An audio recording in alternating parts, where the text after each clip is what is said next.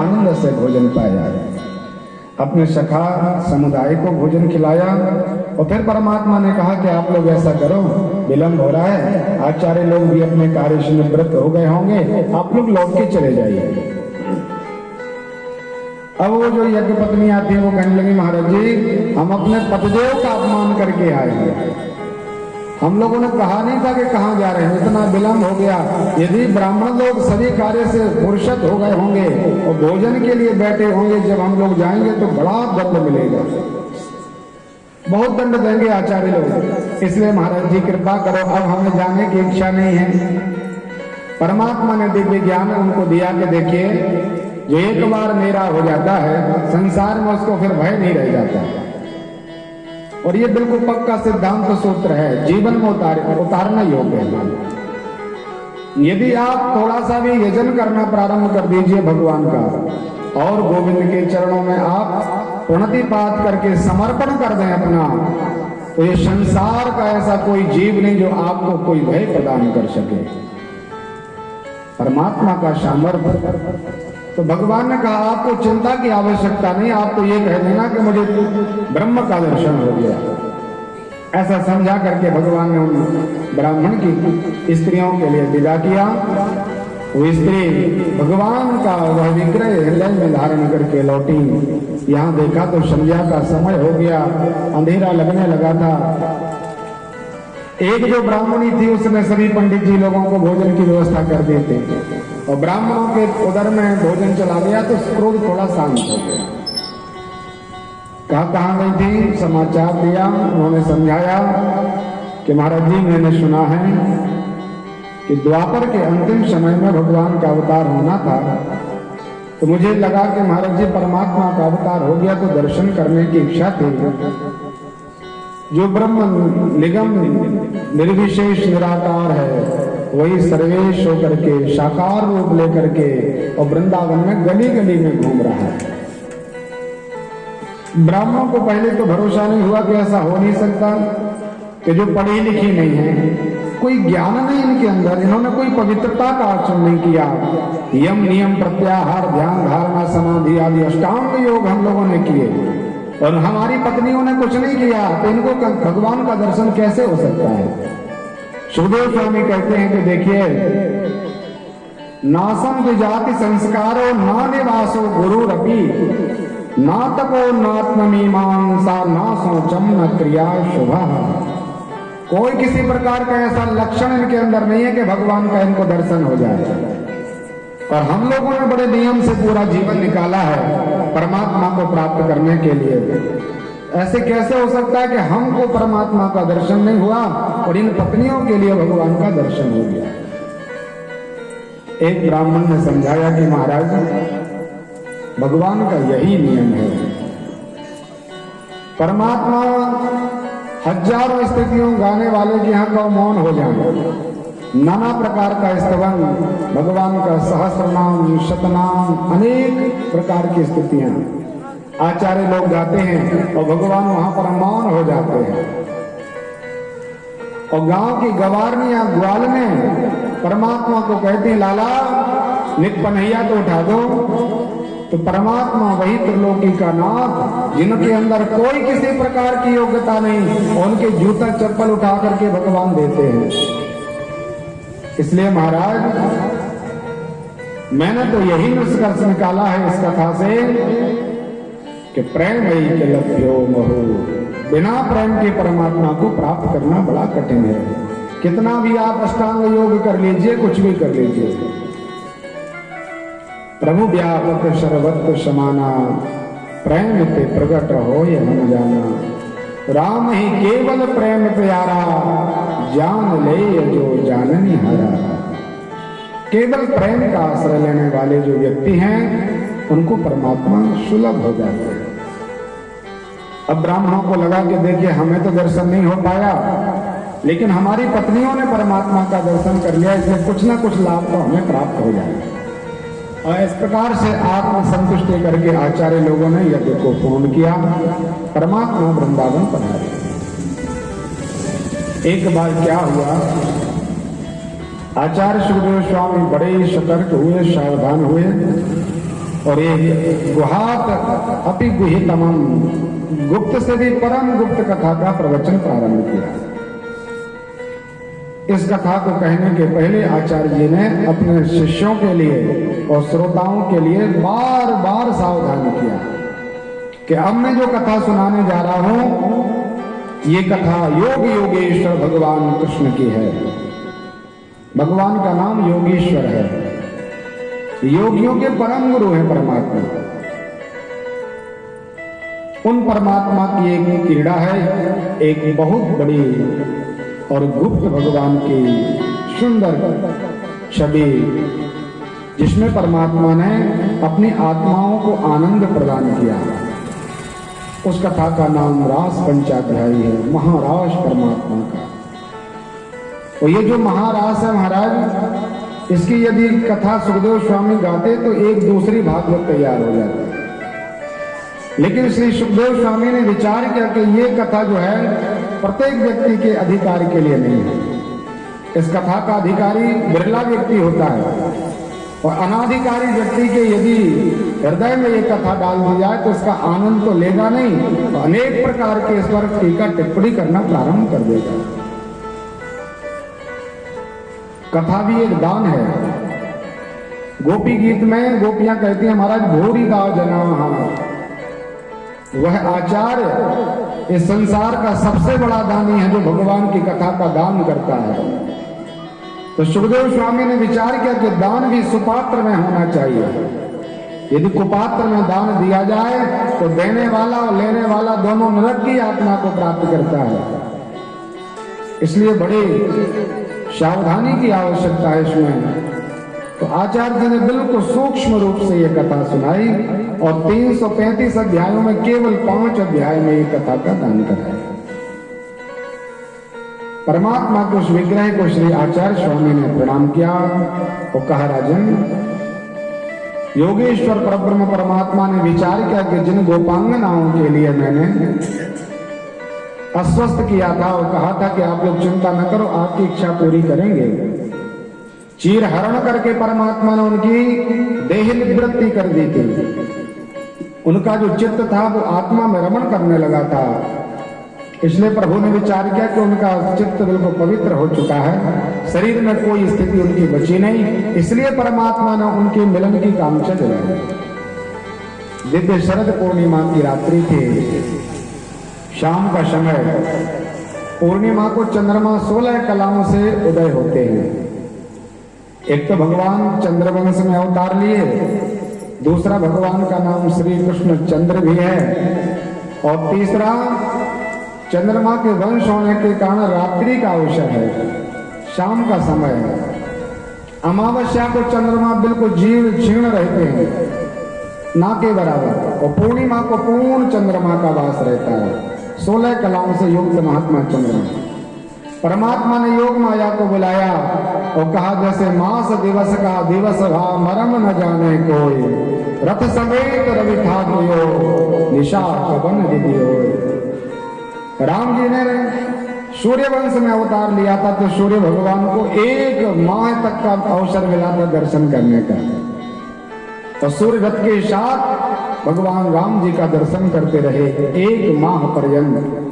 तो यहाँ कन्हैया ने कहा, महामाया को आदेश दिया कि अब ये जो आज की रात्रि 6 महीने की होना चाहिए, 6 महीनों तक केवल चंद्रमा का वास रहेगा, सूर्योदय नहीं होंगे। और गोविंद आनंद के साथ योग माया का आश्रय लेते हैं। भगवान पिता रात्रि सरदो भुजलिका वीक्षरन्तो मनश्चक्रे योग माया उपाश्रिता। योग माया का भगवान ने आश्रय लिया, और जो भगवान शंकर बाबा ने मुरली परमात्मा को दी थी, वह मुरली लेकर के परमात्मा चले। अभी तक भगवान कहीं जाते थे सबको साथ ले जाते थे। श्री रामा सुदामा और मधुमंगल आदि भगवान के सखा साथ चलते थे। वेणु गीत के अध्याय में आपने सुना था, इति वेणु स्वरम राजम सर्वरूप मनोहरम। भगवान ने भी पिछली बार जब वेणु का नाद किया था तो सर्वरूप मनोहरम, संसार को सुनाई दिया वह वेणु गीत। लेकिन आज जो वेणु भगवान ने बजाई है महाराज, वो किसी किसी को सुनाई दी, सबको इसमें अधिकार प्रवेश नहीं हुआ। गोविंद शाम के समय चंद्र का दर्शन करके यमुना के पुलिन में लगे हुए दिव्य कदम्ब के वृक्ष पर भगवान चढ़ जाते हैं और वेणु का नाद प्रारंभ कर दिया। भगवान ने आज वेणु से मानो एक एक का नाम लेकर के पुकारा है कि इसमें किस किस को आना है वही आएगा, ऐसा एक एक का नाम लेकर के परमात्मा ने निमंत्रण दिया। आनंद के साथ गोपांगनाओं ने जिनका नाम लिया गया उसको श्रवण हुआ तो कोई जैसे भोजन तैयार कर रही थी, हाथ में भोज्य सामग्री लगी हुई थी, लेकिन जब परमात्मा ने निमंत्रण दिया तो हाथ में लगा हुआ भोज्य पदार्थ लेके ही दौड़ पड़ी। श्री सुखदेव स्वामी कहते हैं, राजन एक गोपी अपने घर को सुंदर गोमय से साफ कर रही थी, गोबर से चौका लगा रही थी, लेकिन जब परमात्मा ने उसका नाम लिया तो हाथ में गोबर लगा हुआ है, दौड़ पड़ी। एक गोपी परमात्मा नारायण की याद में थी और अपने बच्चे को गोदी में लेकर के स्तनपान करा रही थी। परमात्मा ने नाम उच्चारण किया तो उसने अपने बच्चे को नीचे छोड़ दिया और दौड़ करके भगवान का स्वागत किया।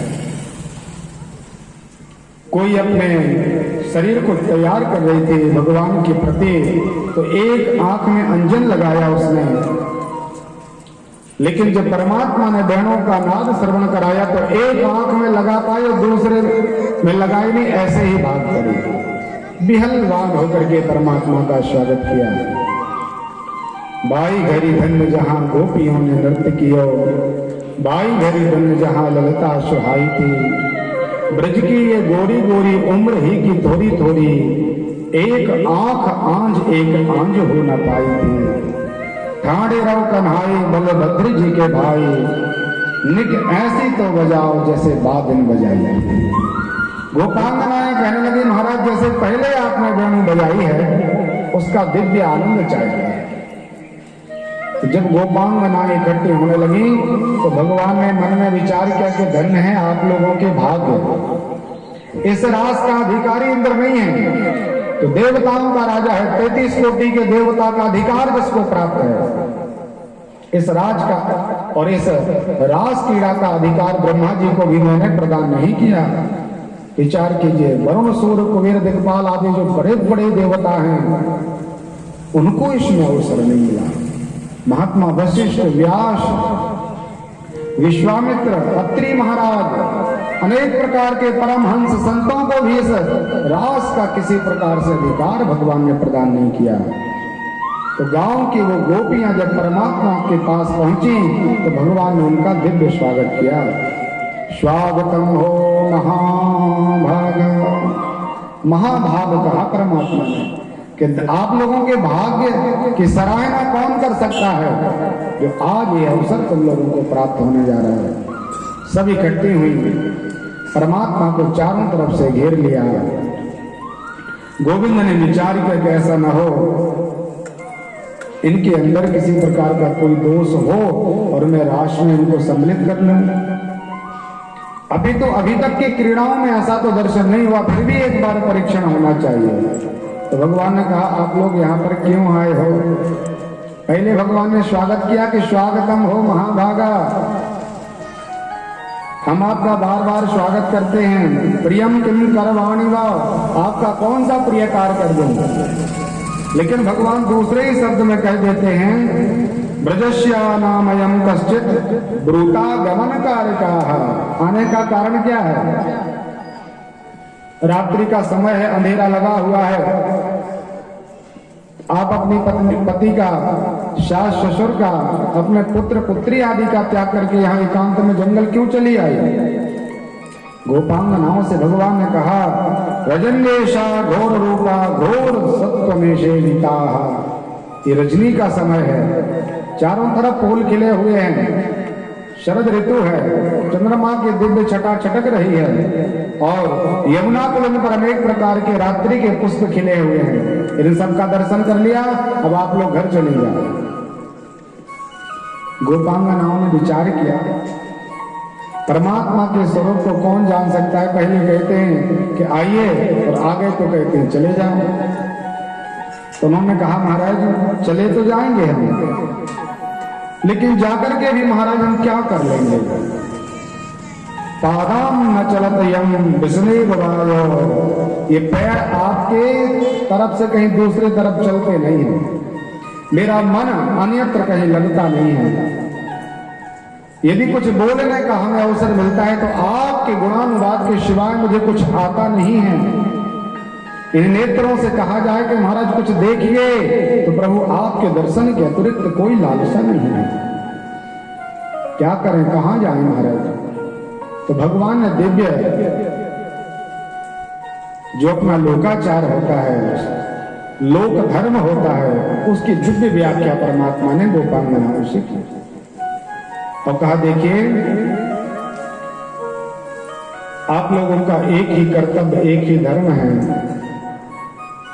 और परम धर्म भी यही है कि आप अपने घर जाकर के अपने पति की सेवा करो, बच्चों का लालन पालन करो, आपके सुहृदय जो हैं उन माता पिता को जो आवश्यकता है उस सेवा में सम्मिलित रहो।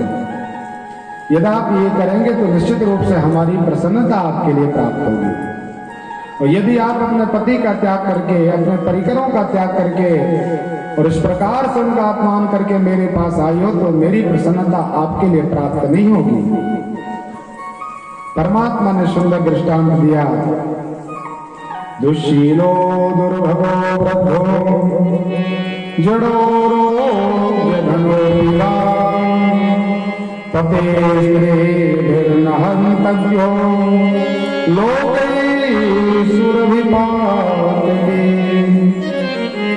देवियों, यदि आपको संयोग से दुस्शील हो, दुराचार करने वाला पति आपको प्राप्त हो जाए, दुर्भाग्यो ऐसा पति मिल जाए जिसका कोई भाग्य ही नहीं है, वृद्धो आपसे 20 वर्ष बड़ा भी आपको पति प्राप्त हो जाए, जड़ो बड़ा मूर्ख पति आपको प्राप्त हो जाए, रोग्या अनेक रोगों से युक्त यदि आपको पति की प्राप्ति हो जाए, धनोपिवा निर्धन पति के साथ आपका यदि विवाह किया जाए, ऐसे भी पति का यदि आप अपमान करके यहाँ आई हो तो आपको हंतव्यो लोके सुबत पात की नरकों की यात्रा होगी आपकी। अंध बरिध क्रोधी अति दीना, भगवान तुलसीदास जी कहते हैं, वृद्ध रोग बस अरु जड़ हीना, ऐसा पति कर किए अपमाना तो नारी पाय जमपुर दुख नाना। ऐसे भी पति का यदि कोई स्त्री अपमान करती है तो उनको नरक की यातना प्राप्त होती है। इसलिए आप लोग घर जाकर के अपनी पति सेवा कीजिए। परमात्मा ने अनुसुईया का चरित्र सुनाया कि जिन्होंने पति को प्रसन्न करके हम त्रिदेवों को बालक बना दिया था। एक सांडेलनी थी, सांडेल महाराज की पत्नी। संयोग से पंडित जी तो अनेक प्रकार के रोग में चले गए। क्षय रोग हो गया जिसे अपन टीबी कहते हैं। अनेक प्रकार के रोग से बेचैन थे, लेकिन ऐसे रोगी शरीर में भी काम व्याप्त हो गया और उन्होंने अपनी पत्नी से कहा कि मुझे स्त्री संग का भाव आया है, इसलिए आप ऐसा करो किसी वेश्या के पास ले चलिए। तो उसका धर्म देखिए, वो स्वयं अपने पति को अपने कंधे पर लेके जा रही है अन्यत्र दूसरी स्त्री के यहाँ ले जाने के लिए कि हमारे पति की कांक्षा पूरी हो जाए। महाराज उसी समय कोई चोर आदि कर्म करने वाले प्रबुद्ध व्यक्ति राजा के राज भवन में से चोरी कर चुके थे। कहा महाराज ये उसी समय सिपाहियों का डेरा था तो पंडित जी रात में पकड़े गए। आधी रात का समय था। अब ब्राह्मण वहां रात्रि में फंस गया। सूर्य भगवान शयन में है, प्रातः काल होने वाला है। उसी समय राजा ने कहा सूर्योदय होगा और इस ब्राह्मण को हम मृत्यु दंड प्रदान कर देंगे, इसको मार डालेंगे। तो जो वो पंडित जी की पंडिताइन थी, पत्नी थी, उसने विचार किया कि हमारे अंदर यदि कोई दोष होगा तो सूर्योदय होंगे। यदि मैंने मन वचन कर्म से मैंने पति की सेवा की है तो सूर्य भगवान में भी ये सामर्थ्य नहीं कि प्रातः काल उदय हो जाए। ऐसा सामर्थ्य उस देवी में। और महाराज विलंब होने लगा, सूर्य भगवान उदय नहीं होते। यदि उदय हो जाएंगे, इसका पति मर जाएगा तो ये श्राप दे देगी मुझे। और हम सूर्य हैं, साक्षात नारायण का अंश हैं, फिर भी इस देवी के श्राप के कारण हो सकता है मुझे राक्षस बनना पड़े, क्या पता। बड़ा विलंब होने लगा, त्रिभुवन में अंधकार छाया हुआ है, सूर्य भगवान उदय नहीं हो पाते।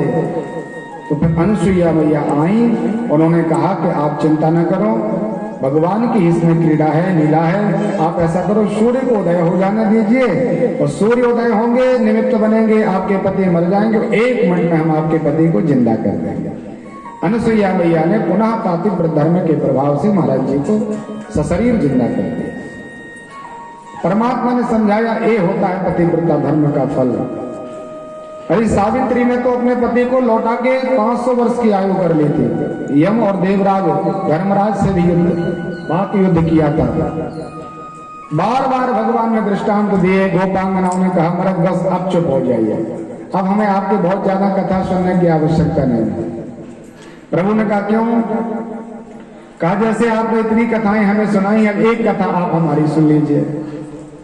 तो गोपियों ने भगवान को समझाया कि प्रभु एक बार क्या हुआ, एक कन्या का पाणी ग्रहण संस्कार एक पुरुष के साथ हो गया। दोनों दाम्पत्य जीवन में प्रवेश किए, नया नया विवाह हुआ था, उसी समय अकाल पड़ गया और ऐसा दुर्भिक्ष आया, महाराज के खाने पीने की व्यवस्था नष्ट हो गई। तो पति ने अपनी पत्नी से कहा कि देखो देवी, हम आपको छोड़ना तो नहीं चाहते, लेकिन फिर भी गृहस्थी को चलाने के लिए हमें बाहर तो जाना पड़ेगा, धन इकट्ठा करना है, और यहाँ यदि रहेंगे तो अपन भूखे मर जाएंगे दोनों जन। इसलिए ऐसा करो कि थोड़ा सा आप संयम रखिए, धैर्य रखिए, मुझे अवसर दीजिए, मैं दूसरे देश जाकर के धन इकट्ठा करके लाऊंगा, आनंद से अपन जीवन चलाएंगे। पत्नी ने कहा महाराज बिल्कुल भी हम आपके बिना रह नहीं पाएंगे, जी नहीं पाएंगे, मर जाएंगे।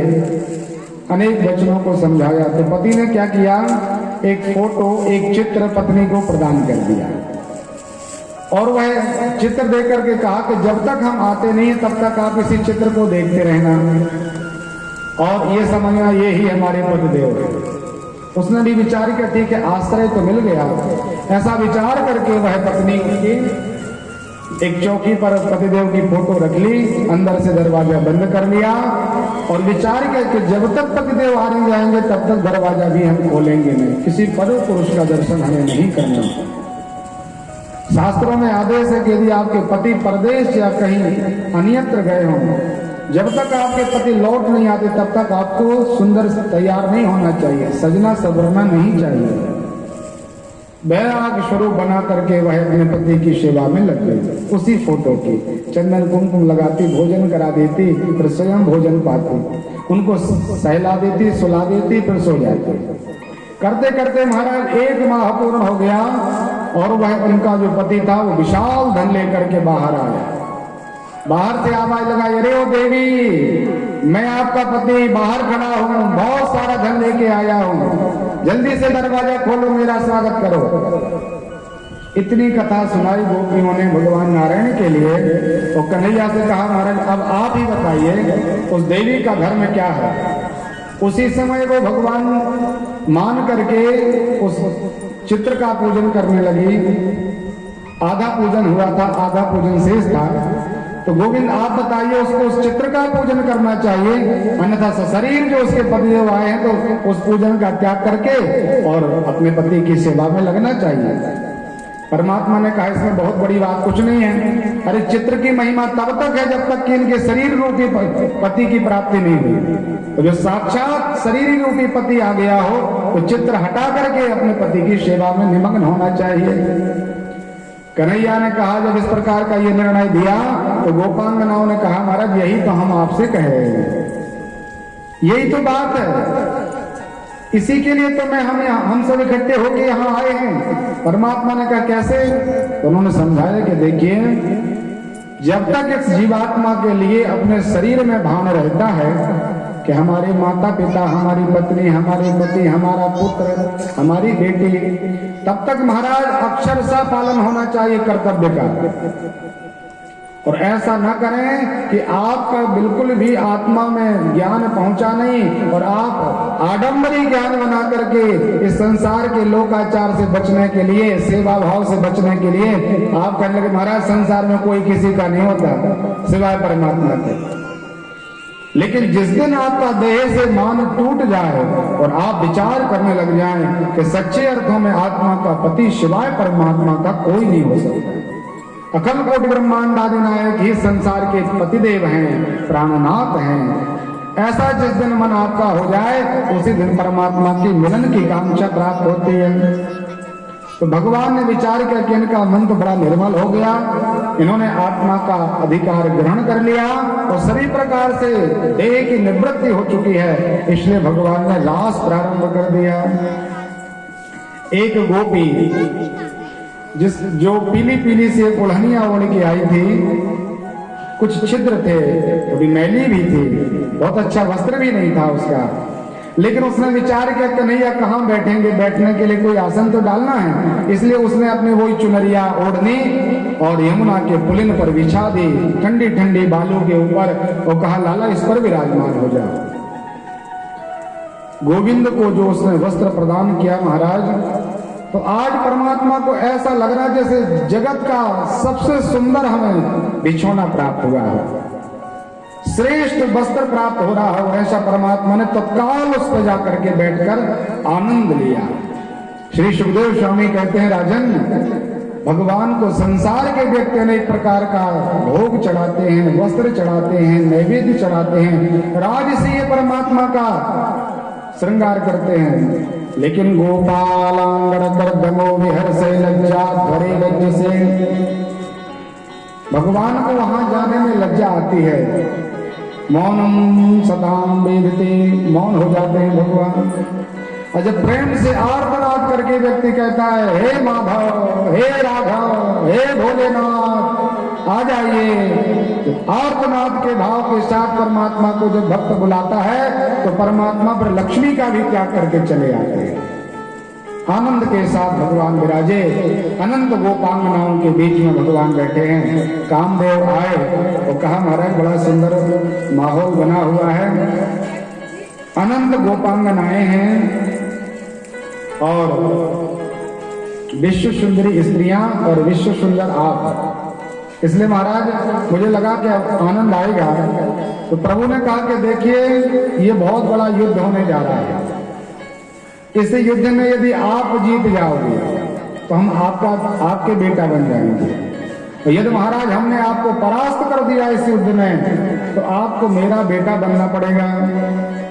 कामदेव को लगा कि इसमें विजय तो मेरी ही होगी, मैंने शंकर बाबा को भी समाधि से बाहर कर दिया था और वहां तो केवल और केवल सन्यासी आदि लोग थे, यहाँ तो विश्व सुंदरी स्त्रियां हैं, अनेक प्रकार का ऐसा प्राकृतिक स्वरूप बना हुआ है जिसमें हमें आनंद आएगा। इसलिए शर्त मान करके परमात्मा ने कहा ठीक है महाराज, आपका जितना प्रभाव हो अपना प्रभाव छोड़ दीजिए। कामदेव ने सर्वत्र काम को फैला दिया, लेकिन वहां जब शरीर होता तो महाराज कामदेव का प्रभाव चलता, वहां तो केवल आत्माएं थी। और गोविंद ने दिव्य रास प्रारंभ किया। बोले रास रासेश्वर भगवान की। नाना प्रकार से देवता हाथ जोड़ करके दर्शन करते हैं कि महाराज धन्य है गोपांगनाएं जिनके ऊपर परमात्मा इतने प्रसन्न हैं। भगवान ने गलबैयां डाली, नृत्य प्रारंभ किया। नारायण ने नृत्य करते करते महाराज बहुत लंबा समय हो गया। परमात्मा ने गोपांगनाओं के हृदय का भाव देखा तो किसी गोपी ने ऐसा सोचा था कि देखिए त्रिलोकी का नाथ होकर के भी हमारी सुंदरता पर ऐसा लड्डू बन गया कि यहाँ आकर के साधारण पुरुष की तरह हमारे आगे पीछे नाच रहा है। परमात्मा ने विचार किया ऐसा भान तो होना नहीं चाहिए, तो प्रभु ने सभी गोपांगनाओं का त्याग कर दिया और राधा जी को लेकर के भगवान आगे बढ़े। भागवत जी में राधा नाम स्पष्ट कहीं नहीं लिखा, लेकिन संकेत में 1000 बार सुखदेव स्वामी ने प्रणाम किया है, कई बार राधा जी का नाम लिया, लेकिन स्पष्ट कहीं ऐसा राधा लिखा हो तो अष्टादश सहस्त्रेषु 18,000 श्लोकों में कहीं राधा जी का नाम नहीं मिलता। जैसे यहां संकेत लिखा अनाराधितो ही महाराजम, एक कोई अन्य आराधिका जिसको लेकर के परमात्मा चले। राधा जी के साथ भगवान ने दिव्य नृत्य किया। करते करते परमात्मा ने विचार किया राधा जी का भाव भी टटोलें, इसलिए कहा देखो देवी जी, आप इतने लंबे समय से हमारे साथ नाच रही हो, तो हम तो पोखर का पानी पीने वाले गांव के गवार हैं, गौचारण करने वाले हैं, जंगलों में रहना, पथरीले पथरीले मार्गों पर चलना इसका मुझे अभ्यास है। लेकिन आज आप मेरे साथ यहाँ घूम रही हो, आप ब्रह्मांड नंदिनी हो, आप राजराजेश्वरी हो, आपने कभी इस प्रकार के ऐसे मार्गों का आश्रय नहीं लिया, इसलिए ऐसा करो हम थोड़ा झुक जाते हैं और आप हमारे ऊपर बैठ जाना, फिर हम नृत्य करेंगे तो अपने आप दोनों का नृत्य हो जाएगा। राधा जी को लगा कि कन्हैया बात तो बिल्कुल ठीक कर रहे हैं। कहा ठीक है लाला, थोड़ा सा यदि आपका मन है, मेरा मन तो नहीं, लेकिन आपका मन हो तो आप झुक जाइए। परमात्मा नीचे झुके और राधा जी जो बैठने का प्रयास करती हैं, उसी समय भगवान वहां से अंतर्हित हो गए, सबका त्याग कर दिया नारायण ने। राधा जी बिहलवान हो गई। जैसे मीन जल के बिना जिंदा नहीं रह सकती, 1 मिनट में मृत्यु को प्राप्त हो जाती है मछली, ऐसे ही राधा परमात्मा के बिना अधूरी है। बड़ा विलाप किया महाराज। यहाँ गोपांगनाएं विलाप करने लगी, कन्हैया छोड़ के कहाँ चले गए। एक दूसरों से पूछा, कोई समाचार नहीं मिला, तो जंगल तलब बढ़ी कि उस तरफ कहीं गए होंगे परमात्मा। कश्चित् तुलसी कल्याणी गोविंद चरण प्रिय, तुलसी मैया से भगवान का समाचार पूछा कि आपके पास तो भगवान हर समय रहते हैं, आपका त्याग नहीं करते नारायण, आप हरिप्रिया हो, प्राण वल्लभा हो भगवान की, इसलिए आप बताइए भगवान कहाँ गए। तुलसी मैया ने भी कुछ नहीं कहा। आप पीपल से पूछा, बरगद से पूछा, वृक्ष लता और नाना प्रकार के पर्वत पहाड़ों से पूछा, मार्गों से पूछा, चलते चलते सबने विचार किया कि देखो पृथ्वी का त्याग करके अभी नारायण जा नहीं सकते। भगवान ने वचन दिया है कि 125 वर्ष तक तो रहेंगे, इसलिए कहीं भी होंगे तो पृथ्वी पर ही होंगे। तो पृथ्वी मैया को दंडवत प्रणाम किया कि आप विष्णु पत्नी हैं, हे धरा आप बताइए कि वह नारायण कहाँ गए। तो जैसे ही दंडवत प्रणाम किया पृथ्वी को, तो भगवान के पद चिन्ह दिखाई दे गए। भगवान के पैर में अंकुश, कुश, ध्वज, अनेक प्रकार से सुदर्शन आदि चिन्ह बने हुए हैं। और भगवान यदि जमीन में पैर रखते तो उसमें चिन्ह बन जाते थे, जैसे जूता चप्पल के बन जाते निशान। ऐसे निशान देख करके विचार के यहाँ कन्हैया गए आगे। तो उसी मार्ग का आश्रय गोपांगनाओं ने लिया। आगे बढ़ के देखा कि महाराज यहाँ तो 4 पैर बने हुए हैं। इन लोगों ने भरोसा कर लिया कि राधा को लेके कन्हैया गए, क्योंकि राधा हम सबके बीच में है नहीं, जरूर परमात्मा राधा जी के साथ होंगे। और जल्दी जल्दी महाराज परमात्मा की खोज के लिए बढ़ी। आगे जाके देखा तो केवल राधा जी के चिन्ह हैं, परमात्मा के चिन्ह वहां से अंतर्हित हैं। आगे एक वृक्ष के नीचे देखा राधा जी नीचे मुंह लटका के बैठी हैं, अस्त्रोपात कर रही हैं, किसी भी प्रकार से शांति नहीं मैया के अंदर। विशाल देवांगनाओं का झुंड आया और राधा जी को चारों तरफ से घेर लिया। राधा से कहा कि देवी हम लोगों को यही लग रहा था कि कन्हैया तो आपके साथ होंगे, लेकिन सच्ची सच्ची बताना सखी, वह नंद का लाला कपट करके कहाँ चला गया। पहले तो बड़ा सुंदर स्वागत किया, हम लोगों के मन को चुरा लिया, और आज मन को चुरा करके वह स्वयं चितचोर यहाँ से अंतर्हित हो गया। राधा जी ने पूरी घटना बताई कि हम लोग तो सीधे साधे हैं, हमें क्या पता था कि भगवान क्या चालाकी कर रहे हैं। उन्होंने कहा कि झुक जाइए, मैं झुकी और भगवान हम सबको छोड़ करके चले गए। अनेक प्रकार से देवांगनाओं ने भगवान को उलाहना दी। अब मन लग नहीं रहा था तो कोई कृष्ण बन गई, कोई पूतना बन जाती है, कोई अगासुर बकासुर धेनुकासुर बन गई, कोई कालिया बन गई। और आज तक की जितनी भगवान ने लीलाएं की थी सभी प्रकार की लीलाएं गोपांगनाओं ने कर दी। करते करते महाराज लाली तेरे लाल की जित देखूं जित लाल, और लाली देखने मैं गई तो मैं भी हो गई लाल। ये नियम है, आप जिसके प्रति श्रद्धा रखेंगे उसके सद्गुण उसका स्वरूप आपके अंदर विद्यमान हो जाएगा। बिल्कुल पक्की बात है। प्रेम आप किसी से भी करो, उसके प्रेमास्पद जो आपका है उसके सभी प्रकार के गुण आपके अंदर विद्यमान हो जाते हैं। देखते देखते आपका स्वरूप भी तदानुसार हो जाता है। क्रोधी का संग करोगे तो आपका मन भी क्रोधी हो जाएगा, और शांत चित्त दत्त चित्त भक्त का आश्रय लेंगे तो आप तदनुरूप हो जाएंगे। भगवान के स्वरूप का आश्रय लिया तो गोपांगनाएं स्वयं कृष्ण बन गई और दिव्य लीलाएं करना प्रारंभ किया। करते करते महाराज बहुत लंबा समय हो गया। एक गोपी ने कहा कि देखो अपन ये सब कर रहे, ये सब नाटक हो रहा है, इसमें कन्हैया नहीं है। पुनः भान आया कि हाँ कृष्ण तो छोड़ के चले गए हैं। तो गोपी गीत के द्वारा श्री सुखदेव स्वामी ने परीक्षित को कहा, राजन गोपांगनाओं ने भगवान से दिव्य उलाहना दी, और जो भगवान को उलाहना दी गई उसी का नाम गोपी गीत है। भागवत जी भगवान का विग्रह है, पैर से लेकर के सिर तक, प्रथम स्कंद द्वितीय स्कंद ऐसा 12 स्कंद तक भगवान का शरीर है। और उस शरीर में जो 10वां स्कंद है वो भगवान का वक्षस्थल हृदय है। और उस हृदय में जो पंच प्राण प्राण पान व्यान उदान समान 5 वायु प्राण के रूप में रहती हैं, वही 5 प्राण रास पंचाध्यायी है। और उसमें जो ये गोपी गीत है ये भगवान का प्रमुख प्राण है। यदि इसका नियमित रोज पाठ किया जाए तो कन्हैया निश्चित दर्शन देने के लिए आज भी आ जाएंगे और आते हैं। प्रतिदिन भाव से इसका पाठ किया जाए। गोपांगनाओं ने कहा कि महाराज जिन परमात्मा की कृपा से यह वृंदावन बैकुंठ से भी परम सुंदर हो गया, बैकुंठ का तेज शून्य हो गया, और श्रियादिकम श्रिया लक्ष्मी आदि आकर के यहाँ की सेविका बन गई भगवान की कृपा से। वही नारायण हम लोगों को छोड़ के चले गए। आपने कालिया कुंड से क्यों बचाया, आपने पूतना को क्यों मारा, जब कंस ने अनेक प्रकार के दावा नल को जलाया था, अग्नि प्रज्वलित की थी, तो महाराज हम लोगों को बचाया क्यों नहीं, क्यों बचाया? हम उसी समय मर जाते तो आज ये दिन नहीं देखना पड़ता। पति सुतान भया भ्रात बंधुआ, पति सुत भ्रात बंधु सबका त्याग करके हम आपके लिए आए, और आपने हमारा त्याग कर दिया।